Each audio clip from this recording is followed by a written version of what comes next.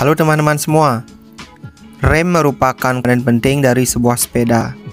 Dan kali ini saya akan berbagi tips tentang bagaimana mengganti brake pads atau bantalan atau kampas dari rem sepeda yang berteknologi hidrolik. Nah, adapun hal-hal yang teman-teman perlukan yaitu yang pertama adalah kampas rem yang baru. Dan biasanya kalau teman-teman membeli kampas rem baru akan mendapatkan satu paket yang terdiri dari 2 kampas rem, kemudian besi lentur sebagai penyangga dari kampas rem itu, kemudian besi yang digunakan untuk mengunci kampas rem ke bagian brake caliper. Kampas rem yang akan saya pasang ini berbahan resin dan dapat digunakan dalam keadaan basah ataupun kering. Dan pada bagian ini bisa teman-teman lihat kaliper yang cocok dengan brake pads ini. Kemudian alat berikutnya adalah kunci L. Jadi kunci L ini nantinya akan digunakan untuk melepas kaliper dari frame sepeda. Alat berikutnya adalah tang.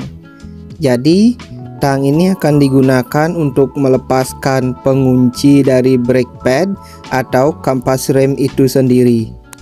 Oke, langkah pertama teman-teman perlu melepaskan brake caliper dari frame sepeda dengan menggunakan kunci L yang sudah disediakan tadi. Nah, setelah brake caliper terlepas seperti ini, teman-teman bisa melepaskan pengunci bagian ini dengan menggunakan tang yang sudah disediakan tadi. Jadi teman-teman tinggal meluruskan bagian yang bengkok, kemudian menarik pengunci itu dengan menggunakan tang.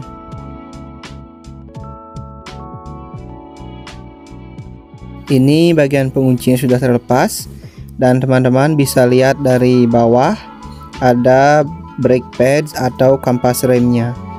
Setelah itu teman-teman tinggal mendorong kampas remnya dari bagian atas kaliper, kemudian tinggal menariknya sampai brake pads atau bantalan remnya terlepas seperti ini.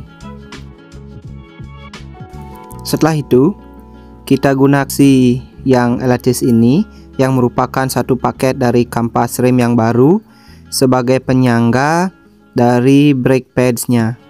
Bisa teman-teman lihat kurang lebih caranya seperti ini.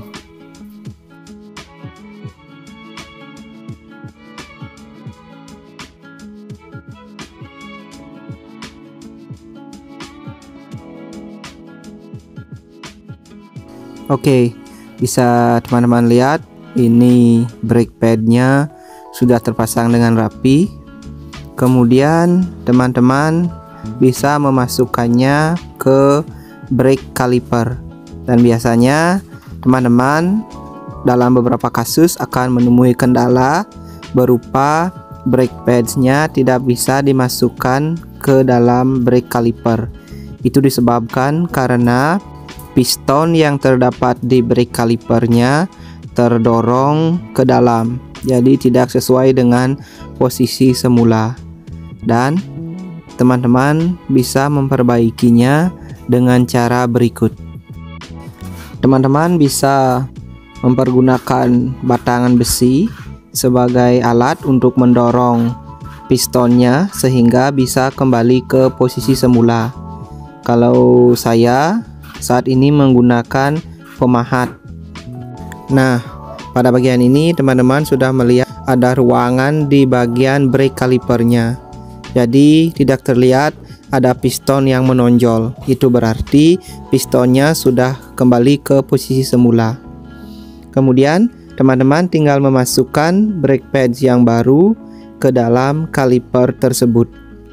Dan ini brake padsnya sudah terpasang dengan sempurna. Dan bisa teman-teman lihat sudah ada space atau ruang untuk memasukkan rotornya.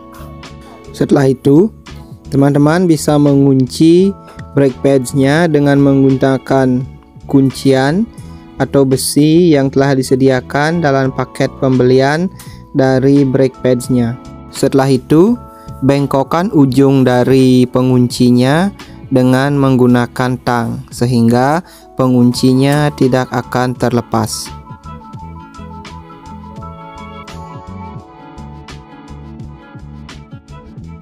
Berikutnya, pasang kembali brake caliper ke bagian frame sepeda.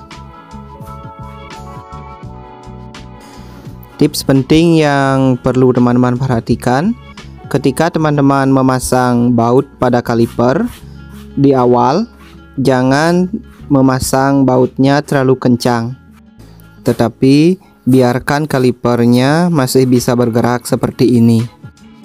Dan ketika teman-teman akan mengencangkan bautnya, teman-teman bisa menekan brake levernya secara terus-menerus, karena dengan melakukan itu brake calipernya akan menemukan center atau titik tengah dengan sendirinya, sehingga nanti bagian rotor dan brake pads-nya tidak bergesekan. Setelah bautnya kencang dan brake caliper terpasang dengan baik, bisa teman-teman tes dengan menggunakan cara ini. Nah, teman-teman, sudah bisa teman-teman dengar tidak ada suara rotor yang bergesekan. Demikian video dari saya, dan sampai jumpa di video berikutnya. Bye bye.